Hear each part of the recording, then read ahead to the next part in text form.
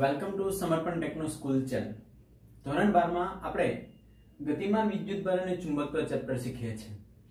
હવે ગુજરાત બોર્ડના સિલેબસ પ્રમાણે આ ચેપ્ટરમાંથી જે સિલેબસ કટિંગ થયો છે બરાબર છે, એમાંથી એક ઉદાહરણ કટિંગ થયું છે મિત્રો, બરાબર, અને એક થિયરી કટ થઈ છે। તો થિયરી આપણે આના પછીનો ભાગ છે સાયક્લોટ્રોનની એક થિયરી છે જે આમાંથી કટ થઈ છે અને સાયક્લોટ્રોનનું ઉદાહરણ જે છે આમાંથી કટ થયું છે। અને આ ચેપ્ટરમાં વધારાના જે સ્વાધ્યાયના વધારાના દાખલાઓ છે એટલું ગયું છે।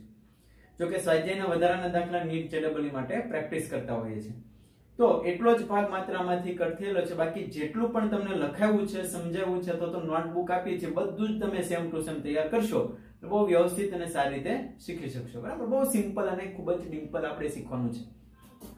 તો આજનો આપણો ક્વેશ્ચન છે, ખૂબ સહેલા ક્વેશ્ચનો આજે આપણે જોવાના છે, બહુ જ સહેલા। ચાલો આપણે ધ્યાન રાખીએ અને શીખતા જઈએ, ખૂબ જ સિમ્પલ અને ડિમ્પલ। તો સમાન ચુંબકીય ક્ષેત્રમાં કોઈ વિદ્યુતભાર અંદર દાખલ થાય છે મિત્રો, બરાબર। આપણી પાસે કોઈ વિદ્યુત ચુંબકીય ક્ષેત્ર છે, એની અંદર કોઈ વિદ્યુતભારને આપણે દાખલ કરીએ અંદર, તો એની સમજૂતી કેવા પ્રકારની ગતિ છે આપણે સમજાવવાનું છે। અથવા ચુંબકીય ક્ષેત્રમાં લંબ રૂપે જો કોઈ વિદ્યુતભાર ગતિ કરે તો એની કોણીય આવૃત્તિ ઓમેગા કેટલી છે, પરિભ્રમણ કરતો એ દરમિયાન એની આવૃત્તિ કેટલી છે, ઓમેગા, બરાબર છે। તો એમાં કશું જ છે નહીં, આપણે ચુંબકીય ક્ષેત્ર લઈએ તો અહીં મેં આકૃતિ દોરીને આપી છે ક્રોસ।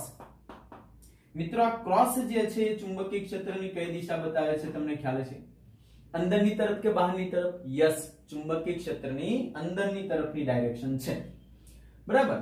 અને અહીંથી કોઈ વિદ્યુતભારને v વેગથી અહીંયાથી આપણે ગતિ કરાવીએ। તમે આકૃતિમાં જુઓ છો વિદ્યુતભારને ચુંબકીય ક્ષેત્રમાં v વેગથી ગતિ કરે, તો જો કોઈ વિદ્યુતભાર ચુંબકીય ક્ષેત્રમાં ગતિ કરે તો એના પર બળનું સમીકરણ આપણે લખવાનું છે। યાદ કરો મિત્રો, જો વિદ્યુતભાર વિદ્યુત ક્ષેત્રમાં ગતિ કરે, શેમાં ગતિ કરે? વિદ્યુત ક્ષેત્રમાં ગતિ કરે, તો એના પર લાગતું બળ કેટલું? તો F QE। પણ જો ચુંબકીય ક્ષેત્રમાં, શેમાં? ચુંબકીય ક્ષેત્રમાં ગતિ કરે તો એના પર લાગતું બળ આપણે ગોતવાનું છે। બહુ સિમ્પલ છે। Q વિદ્યુતભાર સમાન ચુંબકીય ક્ષેત્ર B માં v વેગથી ગતિ કરે તો એના પર લાગતું બળનું સમીકરણ હંમેશા યાદ રાખજો, આપણે આગળ પણ લખી ગયા છે, F Q V × B। અને મેગ્નેટિક ફોર્સ કહેવાય ચુંબકીય ક્ષેત્રને લીધે લાગતું બળ, બરાબર। Magnetic force F Q V × B। બળની ડાયરેક્શન મેં શીખવાડી છે તમને ડાબા હાથના નિયમ પ્રમાણે, ફ્લાઇંગ ગન।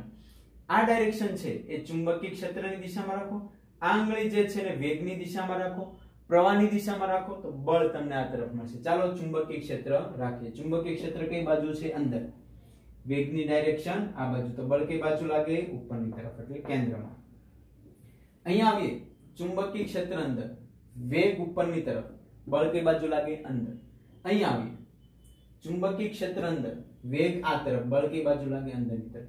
મિત્રો આપેલા પોઈન્ટ જે છે એમાં દરેક બિંદુએ બળ છે ક્યાં લાગે? કેન્દ્રની અંદર, એટલે કેન્દ્રગામી બળ લાગે છે, રેડી?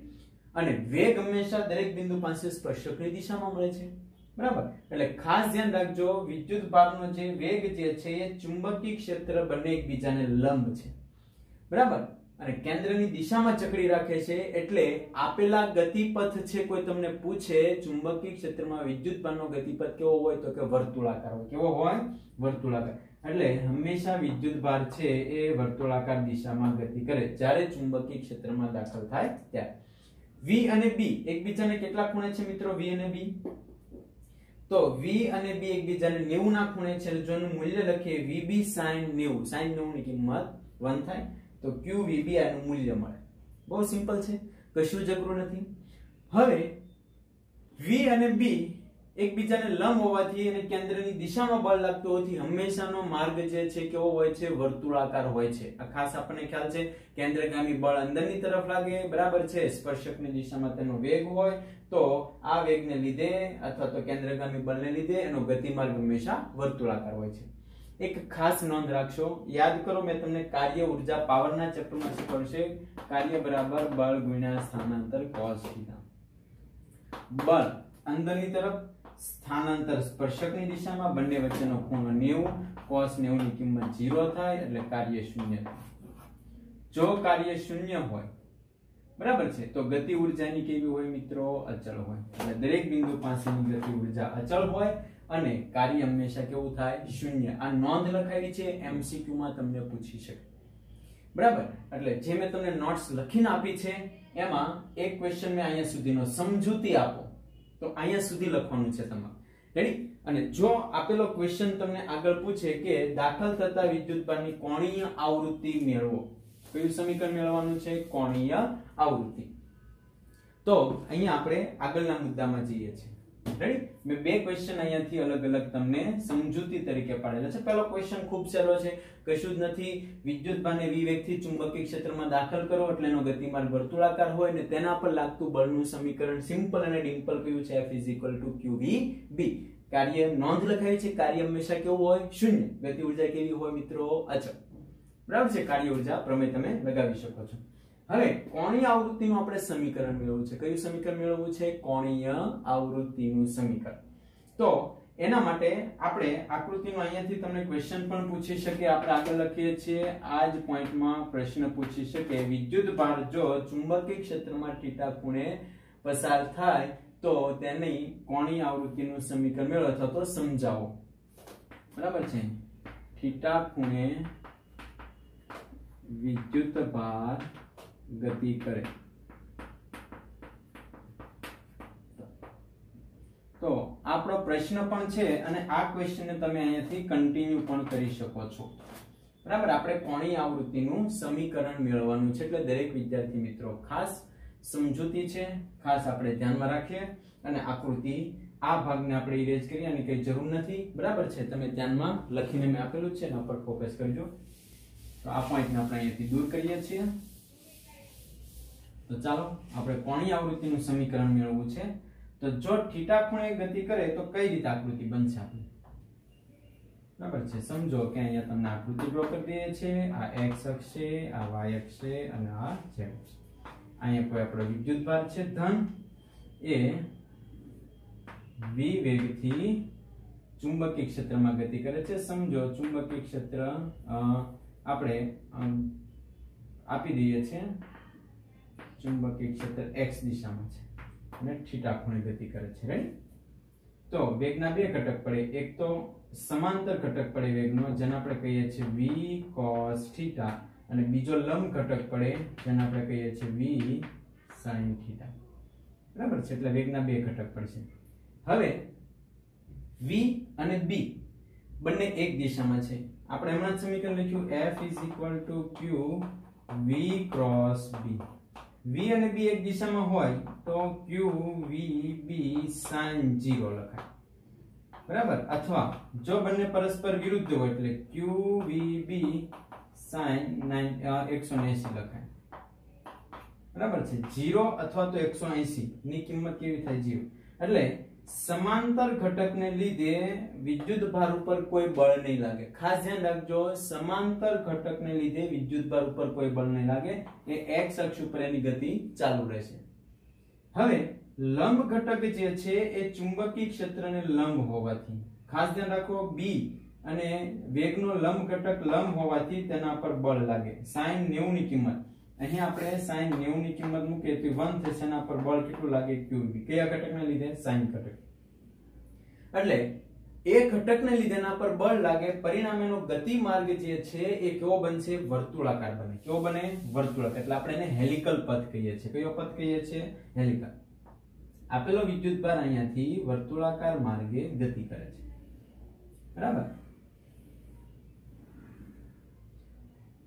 x અક્ષની ગતિ જે છે ચાલુ રહેશે આ બાજુ, કારણ કે x અક્ષનો જે વેગનો ઘટક છે એને લીધે કોઈ બળ લાગતું નથી। માત્ર સમજો કે હું તમને અહીં લખી દઉં છું કે F = qvb sin θ। વેગ અને b વચ્ચેનો ખૂણો અહીંયા જોશો કે વેગનો સમાંતર ઘટક ચુંબકીય ક્ષેત્રને સમાંતર હોય તો તેના પર કોઈ બળ લાગશે નહીં, એની ગતિ ચાલુ રહેશે। એટલે અહીંયા sin ની જે કિંમત 0 થાય। નીચે લખેલું છે કે જો વેગ v એ ચુંબકીય ક્ષેત્ર b ને કેવો હોય? समांतर के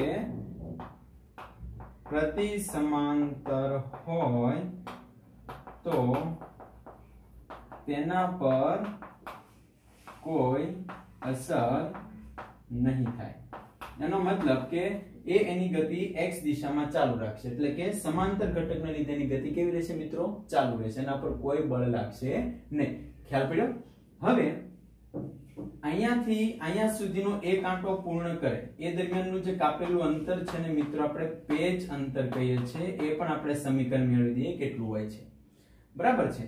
હવે વેગનો જે લંબ ઘટક છે, આ જે છે વેગનો લંબ ઘટક છે, વેગ sin θ ઉપરની તરફ, ચુંબકીય ક્ષેત્ર આ બાજુ, એટલે એકબીજાને લંબ હોવાથી એના પર બળ લાગે, પરિણામે એનો ગતિમાર્ગ કેવો હોય છે? વર્તુળાકાર. એ હમણાં જ આપણે સમજાવ્યું. તો અહીંયાથી આપણે આને દૂર કરીએ છીએ. બરાબર, આ ભાગને અહીંયાથી આપણે ઇરેજ કરીએ છીએ. થિયરી સમજવાનો પ્રયત્ન કરશો, બહુ સહેલી થિયરી છે. હવે અહીંયા લખી દઈએ છીએ v એ b ને લંબ હોવાથી શું લાગે? ચુંબકીય બળ લાગે. કેટલું લાગે? તો કે F = qvb જેટલું બળ લાગે. sin 90 ની કિંમત થઈ જશે 1. આટલું બળ લાગે.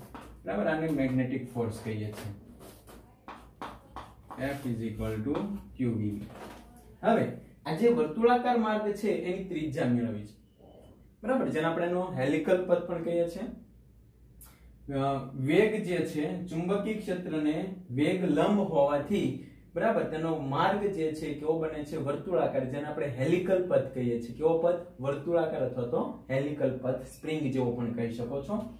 તો અહીંયા આપણે લખીએ છીએ આ હેલિકલ પથની ત્રિજ્યા બરાબર છે v લંબ હોવાથી ચુંબકીય બળ લાગે,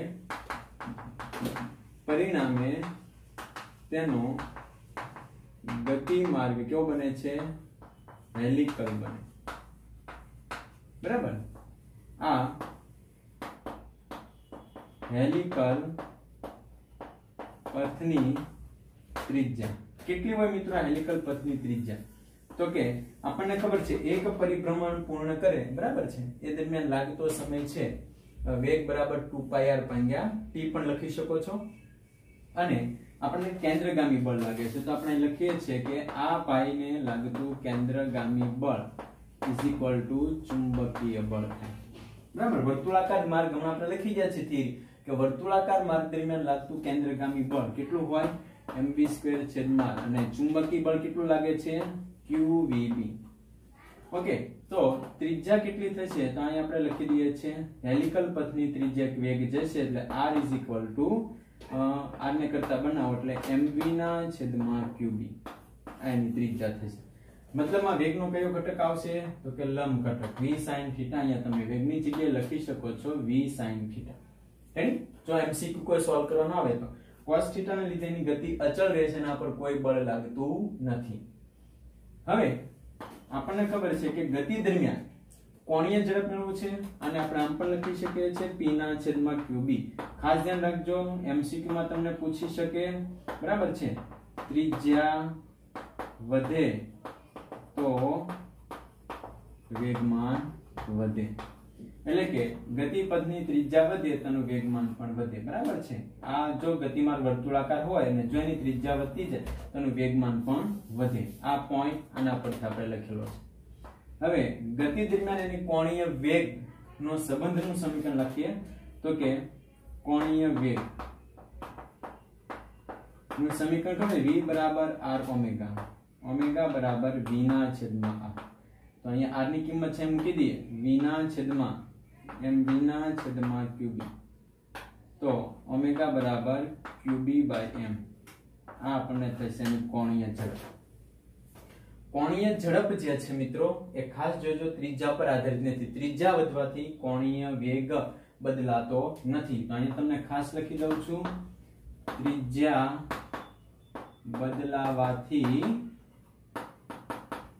કોણીય વેગ બદલાતો નથી, અથવા તો કોણીય આવૃત્તિ પણ તમે કહી શકો છો. બરાબર છે, આમ તો કોણીય વેગ જે છે એના પરથી તમારે કોણીય આવૃત્તિનું સમીકરણ મેળવવું છે. અહીંયા એક આંટો પૂર્ણ કરે બરાબર, એ માટે લાગતો જે સમય છે વેગ બરાબર 2πr ભાગ્યા t, એના પરથી આપણે સમીકરણ મેળવી દઈએ છીએ. તો આપણને કોણીય આવૃત્તિ થઈ ગઈ, કોણીય વેગ પણ કહી શકો છો, બરાબર। હવે આપણે આગળનો પોઈન્ટ જોઈએ કે પેચ અંતર કેટલું થાય। પેચ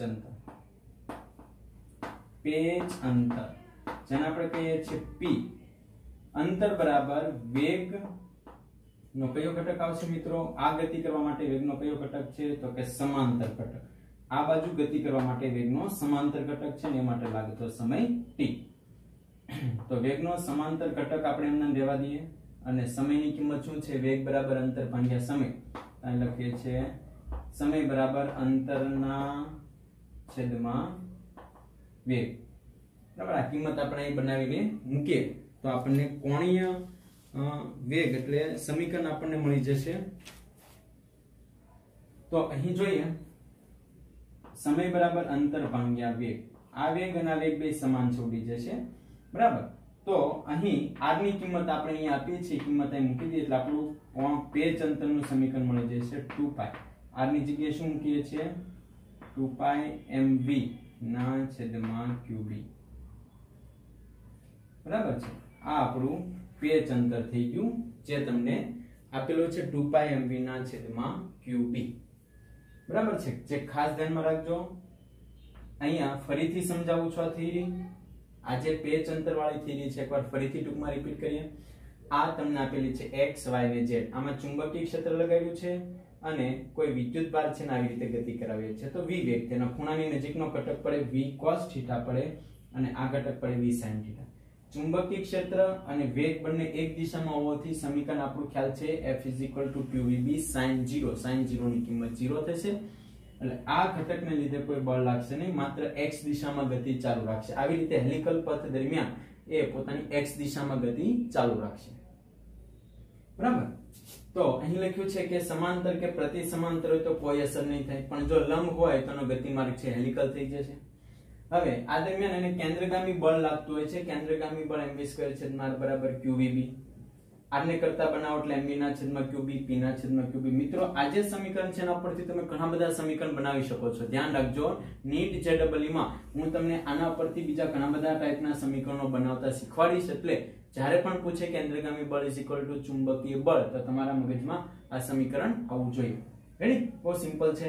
અહીંયા વેગમાન પણ લખી શકો છો, જો ત્રિજ્યા વધે તો વેગમાન વધે, બરાબર છે। એટલે હેલિકલ પથની ત્રિજ્યા વધે તો દરમિયાન એનું વેગમાન પણ વધે એવું તમે કહી શકો છો। કોણીય વેગ કેટલો હોય? તો આપણે કોણીય વેગને કોણીય આવૃત્તિ પણ ઓમેગા કહી શકીએ છીએ। v બરાબર r ઓમેગા, ઓમેગા બરાબર v upon r। r ની કિંમત અહીં આપીએ છીએ, કિંમત મૂકશો v ઉડી જશે, qb ના છેદમાં m। હવે ત્રિજ્યા બદલાતી નથી, આ ઓમેગા છે ત્રિજ્યા પર આધાર રાખતો નથી, એટલે કોણીય વેગ અથવા તો કોણીય આવૃત્તિ એ ત્રિજ્યા પર આધારિત નથી, MCQ માં પૂછે। બીજું, પેચ અંતર કેટલું થાય? એક આંટો પૂર્ણ કરે દરમિયાન લાગતો સમય, સમય એટલે કેટલો હોય?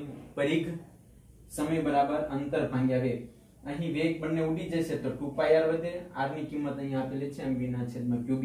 તમે કિંમત મૂકી દો તો આપણું થઈ ગયું પેચ અંતર। બહુ સિમ્પલ અને સાદી થિયરી છે। આ ટોપિક ઉપરથી આપણે એનું એક્ઝામ્પલ જોઈએ છે, વ્યવસ્થિત સમજી લેશો। ન સમજાય તો એક વખત ફરીથી થોડુંક રિપીટ કરશો, રિવિઝન કરશો એટલે તમે સારી રીતે સમજી શકશો। અહીંયાથી ક્વેશ્ચન અલગ તમે લખી શકો છો, આગળનો અને આ ક્વેશ્ચન, બરાબર છે। તમને જે ટાઈપનો પૂછે એ પ્રમાણે તમે મેળવી શકો છો। તો આપણે આનું એક્ઝામ્પલ જોઈએ છે। તો ચાલો આપણે જે હમણાં થિયરી જોઈ એનું એક એક્ઝામ્પલ જોઈ લઈએ। અહીંયા પૂછે કે 6 × 10⁻⁴ ટેસ્લાનું ચુંબકીય ક્ષેત્ર છે, એમાં લંબ રૂપે એક વિદ્યુતભાર 3 × 10⁷ ના વેગથી ગતિ કરે છે। તો આ ઇલેક્ટ્રોન જે છે, રકમમાં આપણને ઇલેક્ટ્રોનનું દળ આપ્યું છે, જે ખ્યાલ હોવો જોઈએ, ઇલેક્ટ્રોનનો ચાર્જ પણ આપ્યો છે, જે પણ આપણને ખ્યાલ છે એટલે આપણે લખેલો નથી। તો ત્રિજ્યા કેટલી છે? હમણાં જ સમીકરણ લખ્યું, કેન્દ્રગામી બળ mv² છેદમાં r બરાબર qvb, એમાંથી r નું સમીકરણ બનાવેલો mv ના છેદમાં qb। m ઇલેક્ટ્રોનનું દળ, v ઇલેક્ટ્રોનનો વેગ, q ઇલેક્ટ્રોનનો ચાર્જ અને b ચુંબકીય ક્ષેત્ર 6 × 10⁻⁴, બરાબર મિત્રો। આપણે આ કિંમત મૂકી દઈએ તો આપણને આપેલા ગતિમાર્ગની ત્રિજ્યા મળી ગઈ, કેટલી છે? હવે આવર્તકાળ, આવર્તકાળનું સમીકરણ છે એક પરિભ્રમણ પૂર્ણ કરે દરમિયાન અંતર ભાગ્યા વેગ, અંતર થાય એના પરિઘ જેટલું 2πr ભાગ્યા વેગ। શરૂઆતમાં આપણે કિંમત નહીં મૂકીએ તો પણ ચાલે, મેં કિંમત મૂકી દીધી છે, અહીંયાથી આપણે ઇરેઝ કરીએ। આવૃત્તિ પૂછી છે, આવર્તકાળનું વ્યસ્ત એટલે આવૃત્તિ થશે, આપણને ખ્યાલ છે।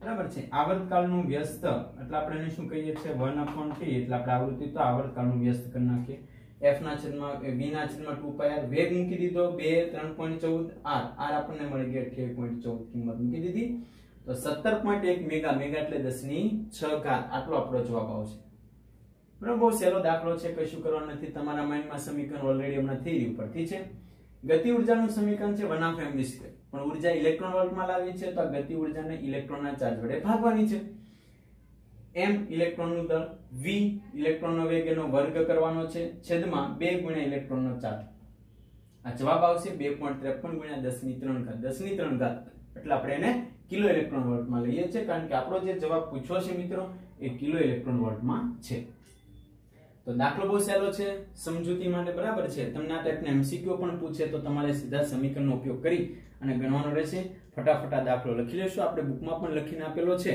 ટાઈમ ન બગડે એ માટે તમે વ્યવસ્થિતપણે સમજી વિચારી અને દાખલો જોઈ લેશો ત્યારબાદની આપણી જે થિયરી જે છે બરાબર છે જે એમસીક્યુ માટે ખૂબ અગત્યની થિયરી છે જે આપણે અભ્યાસ કરીએ છીએ ઓકે મિત્રો તો આ જે ક્વેશ્ચન જે છે અહીંયા આપણને આપેલો છે એ સમજૂતીમાં અને એમસીક્યુ માટે ખૂબ અગત્યનો છે તમારા માટે એમસીક્યુ માટે ખૂબ અગત્યનો છે એટલે ધ્યાન રાખજો અહીંયા પૂછે કે જો આપણો વિદ્યુતભાર હવે વિદ્યુત ક્ષેત્ર અને ચુંબકીય ક્ષેત્ર બંનેમાં ગતિ કરતો હોય બરાબર વિદ્યુત ક્ષેત્ર અને ચુંબકીય ક્ષેત્ર જો બંનેમાં ગતિ કરતો હોય તો એની ગતિ જે છે તમારે સમજાવવાની છે કેવા પ્રકારની હોય એના પર બળ કેવા પ્રકારનું લાગે બધું જ તમારે સમજાવવાનું છે બહુ ટૂંકો ટોપિક છે પણ સમજૂતી માટે અગત્યનો છે બહુ સિમ્પલ છે ચાલો હવે ટેક્સ્ટ બુકમાં તમને આકૃતિ આપેલી છે આકૃતિ તો સમજૂતી પડતી નથી મિત્રો બરાબર છે આકૃતિમાં શું છે જોઈ લઈએ તો વિદ્યુતભાર v વેગથી આ બાજુ ગતિ કરે છે સમજો કે આપણો કોઈ વિદ્યુતભાર છે બરાબર છે v વેગથી આ બાજુ ગતિ કરે છે તેના પર ચુંબકીય ક્ષેત્ર z દિશામાં લગાડેલું છે અને વિદ્યુત ક્ષેત્ર y દિશામાં લગાડેલું છે તો અહીં વિદ્યુતીય બળ અને ચુંબકીય બળ પરસ્પર વિરુદ્ધ દિશામાં લાગે છે હવે આ ગતિને સમજવી કેમ બરાબર છે હવે હું તમને થોડાક મુદ્દા લખીને પછી અહીંયા જે આપણે આકૃતિ દોરીએ છીએ અલગથી દોરવાના છે જે સમજૂતી માટેની આકૃતિ છે આ આકૃતિ આપણને સમજૂતી મળતી નથી તો અહીં તમને બીજી આકૃતિ દોરીએ છીએ ધારો કે વિદ્યુતભાર વિદ્યુત ક્ષેત્રમાં ગતિ કરે તો તેના પર બળ કેટલું લાગે વિદ્યુતભાર વિદ્યુત ક્ષેત્રમાં ગતિ કરે તો લાગતું બળ કેટલું હોય F QE આ બળ વિદ્યુત ક્ષેત્રમાં લાગે જેને ઇલેક્ટ્રિકલ ફોર્સ કહીએ છીએ બરાબર અને જો વિદ્યુતભાર છે ચુંબકીય ક્ષેત્રમાં ગતિ કરે તો કેટલું બળ લાગે અહીં આપણે લખી દઈએ છીએ વિદ્યુતભાર ક્યાં ગતિ કરે ચુંબકીય ક્ષેત્રમાં ગતિ કરે તો લાગતું બળ F magnetic force is equal to QVB બરાબર છે અથવા તો Q V cross B આ આપણે હમણાં જ શીખી ગયા છે અને આપણે મેગ્નેટિક ફોર્સ કહીએ છીએ રાઈટ હવે ખાસ આ આકૃતિને આપણે સમજવી છે તો એના માટે ખાસ અહીં હું એક બીજી આકૃતિ ડ્રો કરું છું દરેક સમજૂતી માટે ખાસ ધ્યાનમાં રાખજો આકૃતિ ટેક્સ્ટ બુકમાં આપેલી નથી દોરીને આપણે સમજાવીએ પહેલા વિદ્યુત ક્ષેત્રમાં ગતિ કરાવીએ રેડી આ આપણું વિદ્યુત ક્ષેત્ર છે જોશો ઉપર છે એ ઋણ વિદ્યુતભાર છે નીચે કયો વિદ્યુતભાર છે ધન વિદ્યુતભાર છે વિદ્યુત ક્ષેત્રની દિશા કઈ બાજુ હશે તમને ખ્યાલ છે ધન થી ઋણ આ વિદ્યુત ક્ષેત્રમાં હવે અહીંયાથી આપણે કોઈ વિદ્યુતભારને ગતિ કરાવીએ સમજો કે આપણો વિદ્યુતભાર છે જે v વેગથી જાય છે હવે વિદ્યુત ક્ષેત્ર જે દિશામાં હોય વિદ્યુત ક્ષેત્ર કઈ દિશામાં છે ઉપરની તરફ બરાબર છે આપેલો આપણો વિદ્યુતભાર સીધી રેખામાં જોવો જોઈએ પરંતુ આ વિદ્યુતભાર જે છે એ વિદ્યુત ક્ષેત્રને લીધે વિદ્યુત ક્ષેત્ર દ્વારા ઉપરની તરફ બળ લાગે એટલે ઉપર જતો રહેશે અહીંયા વિદ્યુત ક્ષેત્રનું બળ એટલે જે બાજુ વિદ્યુત ક્ષેત્ર હોય એ બાજુ વિદ્યુતભાર જતો રહે આ વિદ્યુત ક્ષેત્રમાં લાગતું બળ છે એટલે અહીં જો વિદ્યુત ક્ષેત્રને લીધે કઈ બાજુ બળ લાગે છે ઉપરની તરફ v વેગથી કઈ દિશામાં જઈ રહ્યો છે x દિશામાં અને વિદ્યુત ક્ષેત્ર કઈ બાજુ છે ધન થી ઋણ ઉપરની તરફ અને બળ કઈ બાજુ લાગે છે વિદ્યુત ક્ષેત્ર દ્વારા તો કે ઉપરની તરફ વિદ્યુતભારને બળ લાગે છે સિમ્પલ આ બળ કયું લાગે છે આપણે લખી શકીએ છીએ ઇલેક્ટ્રિકલ ફોર્સ F QE આ લાગે છે રેડી. હવે ચુંબકીય ક્ષેત્રમાં આપણે ગતિ કરાવીએ તો સમજો કે અહીંયા આપણે દોરીએ છીએ ચુંબકીય ક્ષેત્ર છે. આ ચુંબકીય ક્ષેત્ર બહારની તરફ છે. કયું છે? બાહ્ય ચુંબક. બહારની તરફ તમારી તરફ આવતું ચુંબકીય ક્ષેત્ર છે. ચાલો આ આપણું ચુંબકીય ક્ષેત્ર બી છે.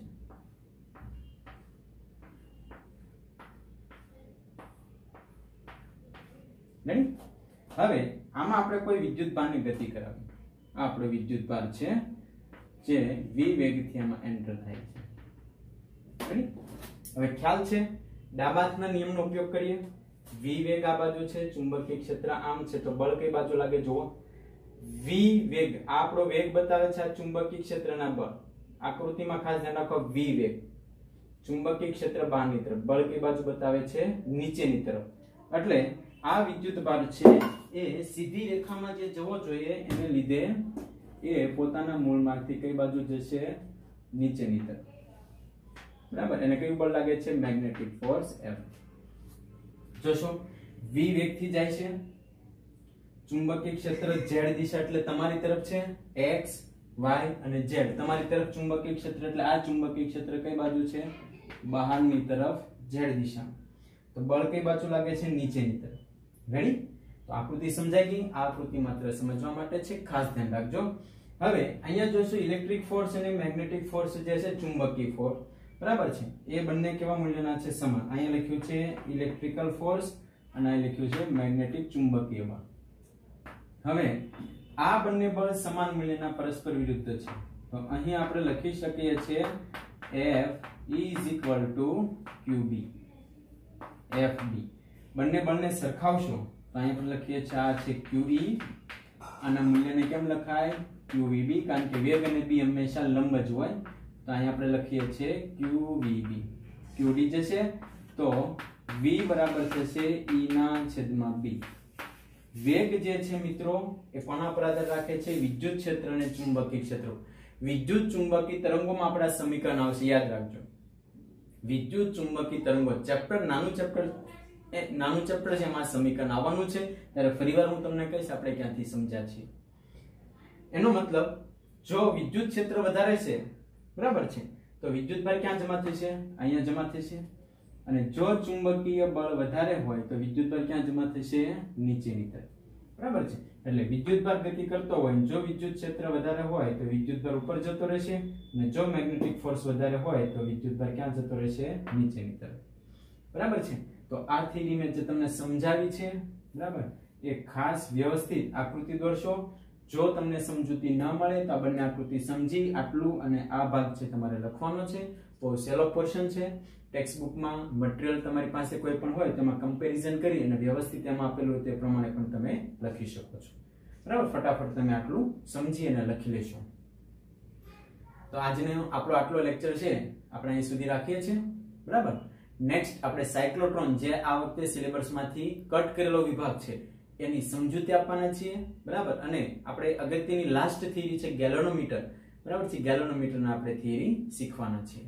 બરાબર. ત્યારબાદ સ્વાધ્યાયના દાખલા એટલે આપણું ચેપ્ટર પૂર્ણ થશે. એટલે બહુ થિયરી આપણી એક ગેલોનોમીટરની બાકી છે. બરાબર. થેન્ક યુ ટુ વોચ સમર્પણ techno school channel. Welcome to physics.